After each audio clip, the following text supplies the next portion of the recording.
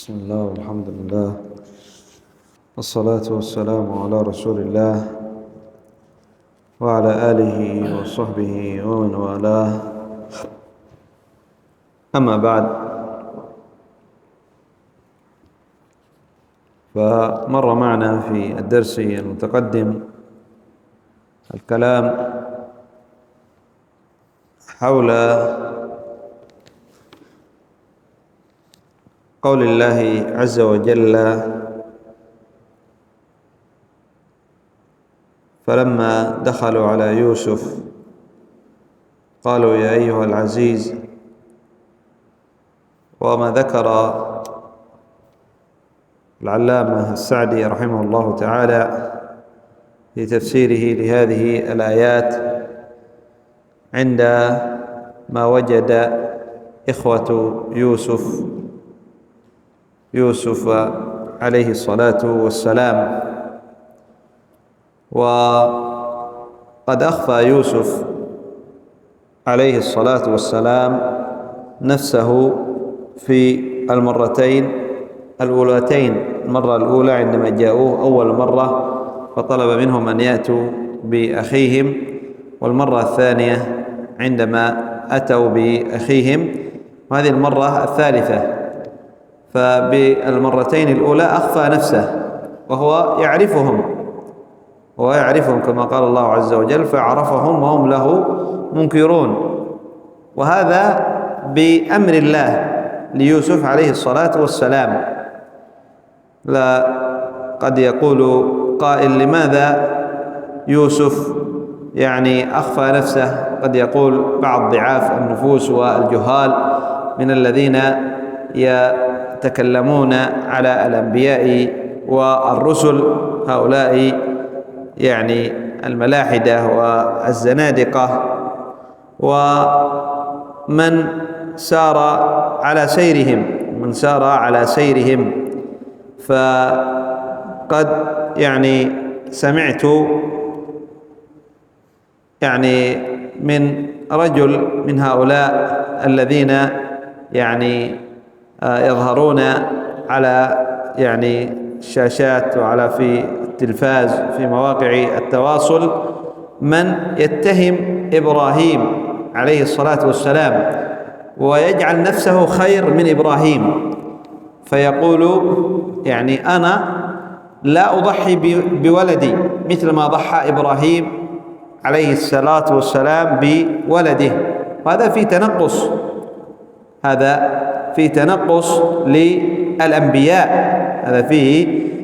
للأنبياء والمرسلين.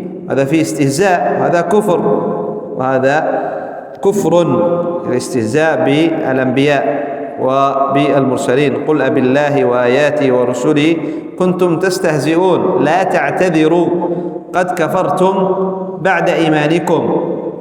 فلربما يقول قائل: هذا يعقوب اسمه يوسف عليه الصلاة والسلام عاق لأبيه، يعلم أن أباه حزين عليه ولم يخبر إخوته. فهذا بأمر الله، شيء أراده الله عز وجل. يوسف عليه الصلاة والسلام نبي ويوحى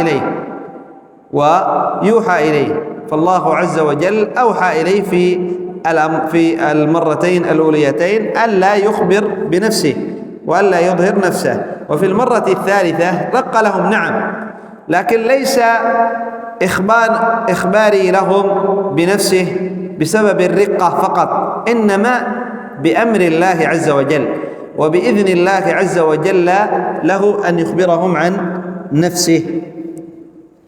فمما مر قال: هل علمتم ما فعلتم بيوسف وأخيه إذ أنتم جاهلون، فهذا فعلوه بسبب الجهل. كما قال بعض السلف: كل من عصى الله فهو جاهل، وإن كان عالم، لأنه إنما عصى الله بسبب جهله بعقوبة الله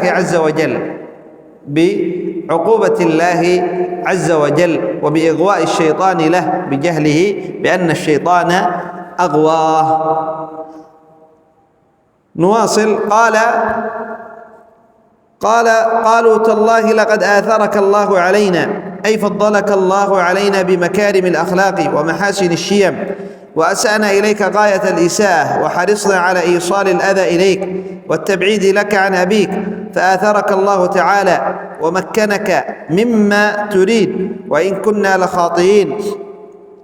وهذا غاية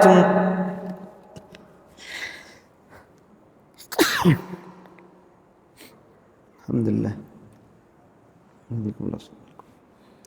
قال وهذا غاية الاعتراف منهم بالجرم الحاصل منهم على يوسف. أي قال إخوة يوسف ليوسف لما أن عرفوا أن الذي يخاطبهم يوسف عليه الصلاة والسلام، وأنه هو يعني ملك خزائن مصر، أنه هو ملك خزائن مصر، قالوا تالله، هذا حلف، أي والله أن الله عز وجل فضلك علينا بمكارم الأخلاق ومحاسن الشيم، مع أننا قد أسأنا إليك غاية الإساءة، حرصوا على أن يبعدوه عن أبيه، حرصوا على أن يبعدوه من أبيه وألا ينال الشرف، ومع ذلك جاء خلاف ما أرادوا وخلاف ما فعلوا. هم أرادوا أن يبعدوا يوسف، وأرادوا أن ينزلوا قدره عند أبيه، أن يذهبوه عن أبيه وأن ينزلوا قدره، فباعوه على أنه عبد بثمن بخس، ولكن جاء بخلاف ما أرادوا. الله عز وجل إذا أراد شيئا قال له كن فيكون، والله عز وجل إذا أراد شيئا هيأ له أسبابه، هيأ الأسباب. فهؤلاء أرادوا شيء والله عز وجل أراد شيء، والله عز وجل لا راد لقضائه ولا معقب لحكمه.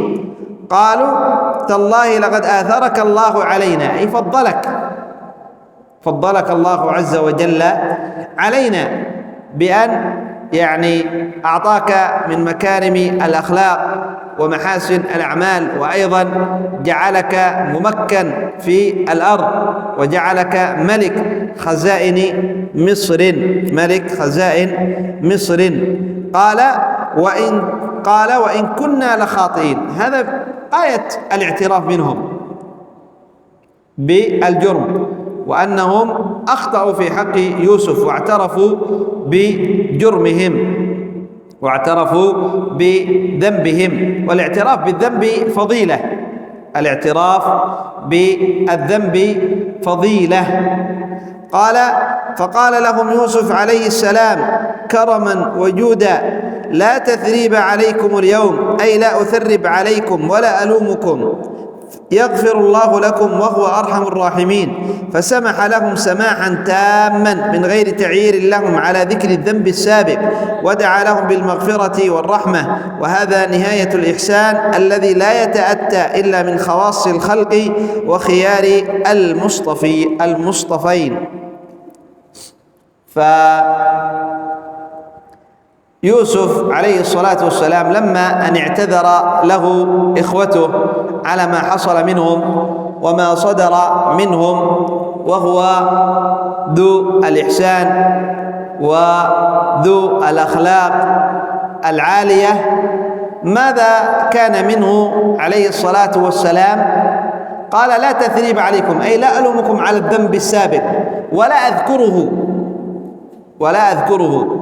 فيعني من التثريب أن يذكر الذنب، وقال لا تثريب عليكم اليوم، لن أذكر الذنب السابق ولا ألومكم على الذنب السابق، فعفى عنهم وسمح لهم وذكر بأنه لن يذكر ذلك الذنب، وفوق ذلك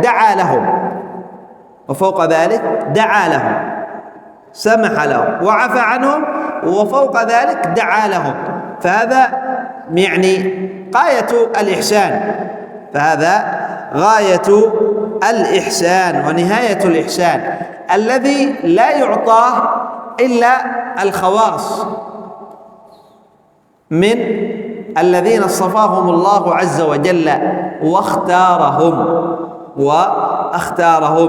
وهذا الذي ينبغي على العبد المسلم أن يتصف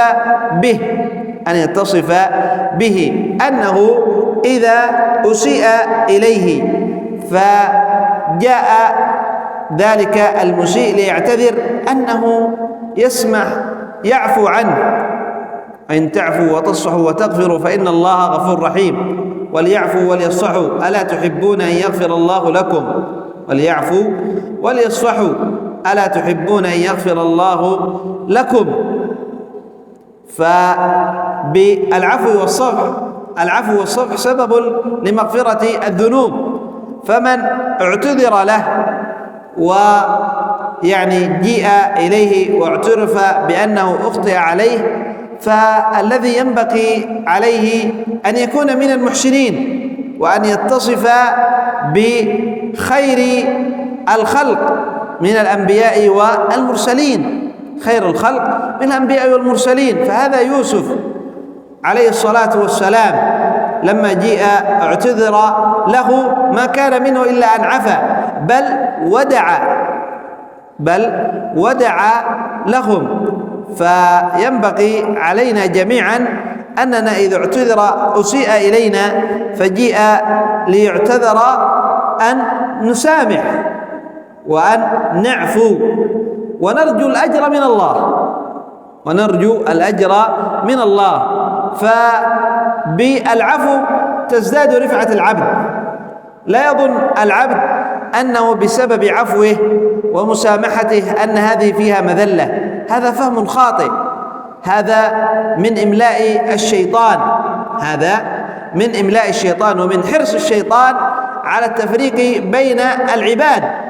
فالشيطان يسعى دائما وأبدا في أن يفرق بين العباد، يعني يفرق بين العباد وأن يحرش فيما بينهم. قال النبي صلى الله عليه وسلم: لقد أيس الشيطان أن يعبده المصلون في جزيرة العرب ولكن بالتحريش بينهم. وليس هذا خاص بجزيرة العرب، وإنما يعني عام. وإنما قال النبي صلى الله عليه وسلم ذلك لأن التوحيد قد انتشر في جزيرة العرب وفي ذلك الوقت، أي قول النبي صلى الله عليه وسلم: ولكن بالتحريش بينهم، أي فيما بين العباد جميعا. فالشيطان حريص على التحريش بين العباد، لأن ذلك سبب لضعف المسلمين وهزيمتهم. ولا تنازعوا فتفشلوا وتذهب ريحكم. وقوة المسلمين في اجتماعهم وفي تآلفهم وفي محبتهم فيما بينهم البين. فمن إملاء الشيطان ومن تزيين الشيطان أن يظهر للعبد أن العفو والصفح فيه مذلة. لا، النبي صلى الله عليه وسلم يقول: وما زاد الله عبدا بعفو إلا عزا. قال: لا تثريب عليكم اليوم يغفر الله لكم وهو أرحم الراحمين. اذهبوا، قال تعالى: اذهبوا بقميصي هذا فألقوه على وجه أبي يأتي بصيرا وأتوني بأهلكم أجمعين. ولما فصلت العير قال أبوهم: إني لأجد ريح يوسف لولا أن تفندون. قالوا: تالله إنك لفي ضلالك القديم. فلما أن جاء البشير ألقاه على وجهه فارتد بصيرا قال: ألم أقل لكم إني أعلم من الله ما لا تعلمون؟ قالوا: يا أبانا استغفر لنا ذنوبنا إنا كنا خاطئين. قال: سوف أستغفر لكم ربي إنه هو الغفور الرحيم. أي قال يوسف عليه السلام لإخوته: اذهبوا بقميصي هذا فألقوه على وجه أبي يأتي بصيرا. لأن كل داء يداوى بضده.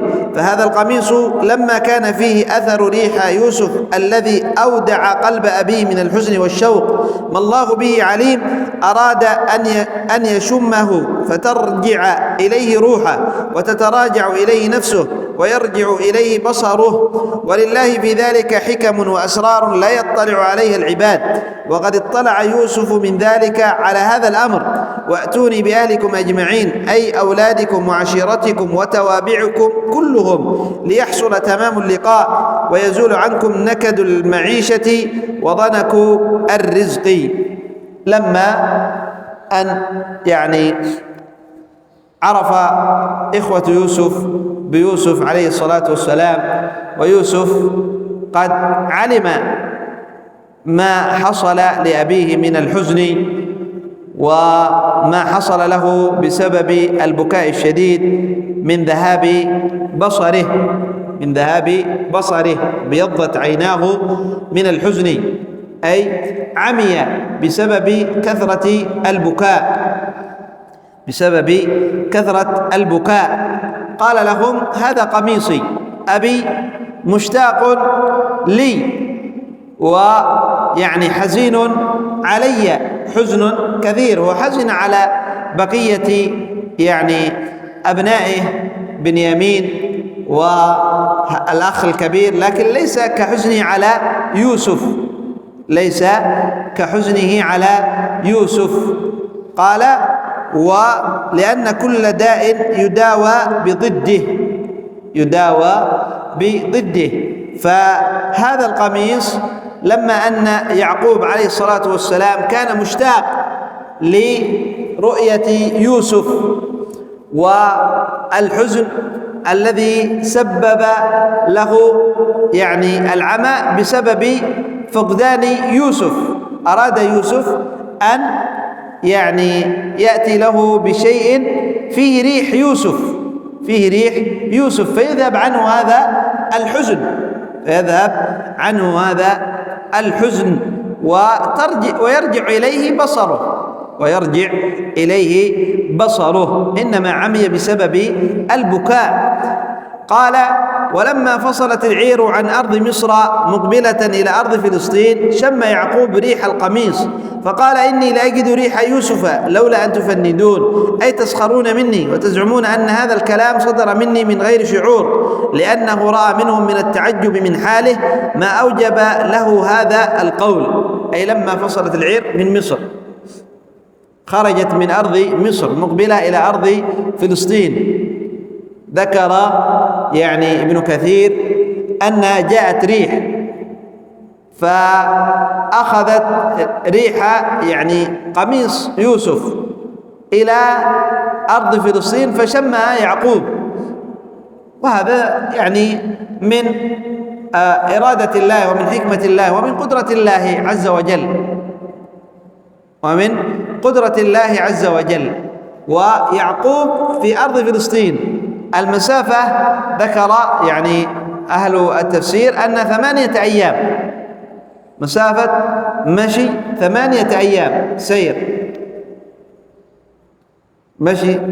8 أيام. ومع ذلك وجد يعقوب عليه الصلاة والسلام ريح يوسف، فمن حوله من بقي من أبنائه، ما ذهبوا كلهم، من بقي من أبنائه عنده تعجبوا، قالوا: قميص يوسف في ظنهم أنه لن يأتي ولن يرجع ولن يجدوه، تعجبوا من هذا، كيف تشم ريح يوسف وما في خبر من يوسف. فعندما رأى من تعجب حالهم قال: لولا أن تفندون، أي لولا أن تسخرون مني، لولا أنكم تسخرون مني وتزعمون أن هذا الكلام إنما صدر مني من غير شعور وأني أصابني الكبر والهرم، لولا أن تفندون. قال أهل التفسير: أي تسخرون مني وتسفهوني، وقالوا أو تهرموني، أي تجعلوني كبير خرف.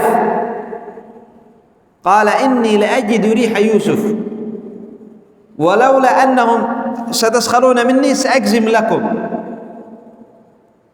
سأجزم لكم بأن يوسف موجود، وأن هذه الريح ريح يوسف، وهو كما قال عليه الصلاة والسلام. قال فوقع ما ظنه بهم فقالوا تالله، أي ما ظنه بهم، ما ظنه بمن حوله الذين تعجبوا أنهم سيسخرون منه. قالوا تالله إنك لفي ضلالك القديم، أي لا تزال تائها في بحر اللجي لا تدري ما تقول. فصدر منهم ووقع ما ظنه منهم، لولا أن تفندون قالوا تالله إنك لفي ضلالك القديم. لا يمكن هذا، أنت في أضغاث أحلام، أنت في أضغاث أحلام، وأنت تقول الكلام ولا تشعر بما تقوله.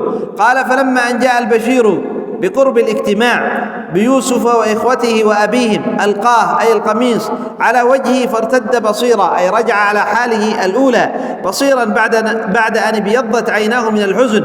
فقال لمن حضره من أولاده وأهله الذين كانوا يفندون رأيه ويتعجبون منه منتصرا عليهم متبجحا بنعمة الله عليه: ألم أقل لكم إني أعلم من الله ما لا تعلمون؟ حيث كنت مترجيا للقاء يوسف مترقبا لزوال الهم والغم والحزن، فأقروا بذنبهم ونجعوا بذلك وقالوا يا أبانا استغفر لنا ذنوبنا إنا كنا خاطئين حيث فعلنا معك ما فعلنا.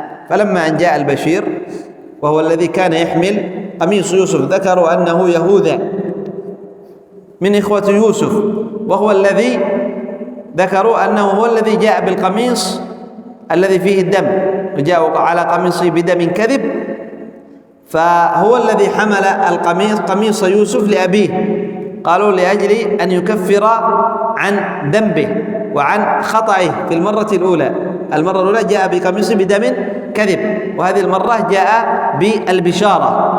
جاء بقميصه لأجل البشارة بالاجتماع واللقيا بيوسف عليه الصلاة والسلام. وقد أمرهم أن يأتوا بأهلهم أجمعين، يعقوب وجميع ذريته، أولاده وأحفاده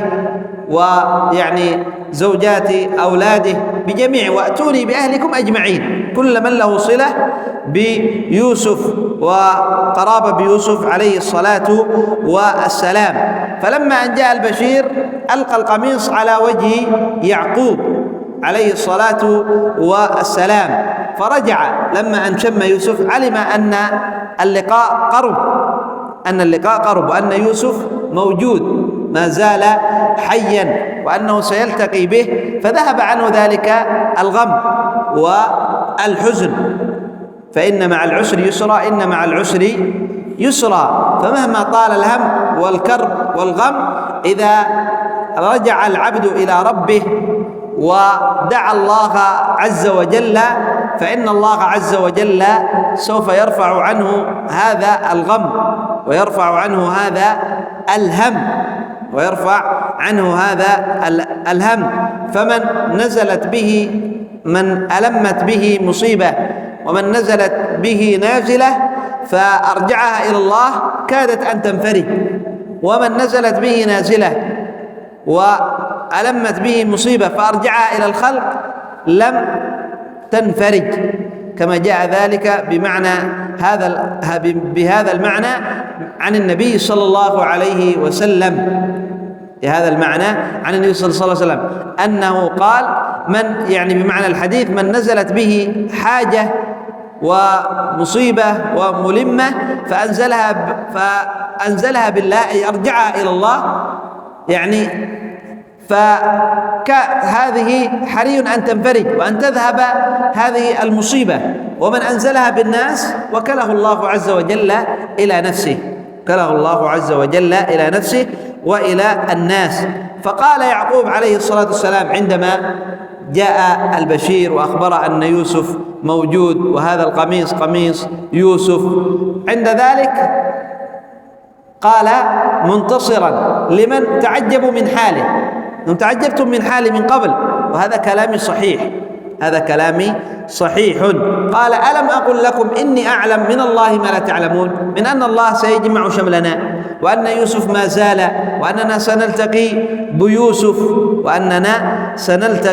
بيوسف، وأني كنت أرجو لقاء يوسف بثقتي بالله عز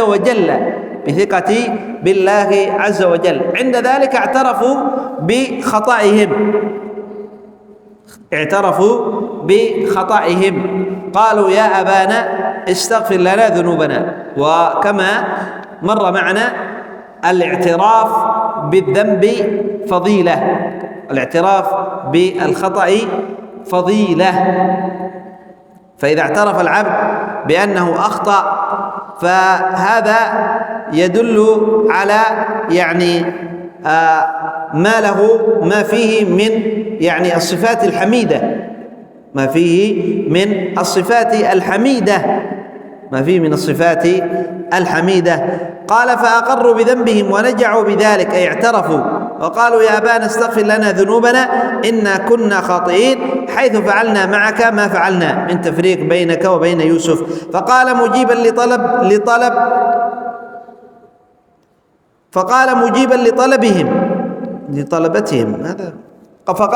لطلبهم ومسرعا لإجابتهم سوف أستغفر لكم ربي إنه هو الغفور الرحيم، ورجائي به أن يغفر لكم ويرحمكم ويتقمدكم برحمته.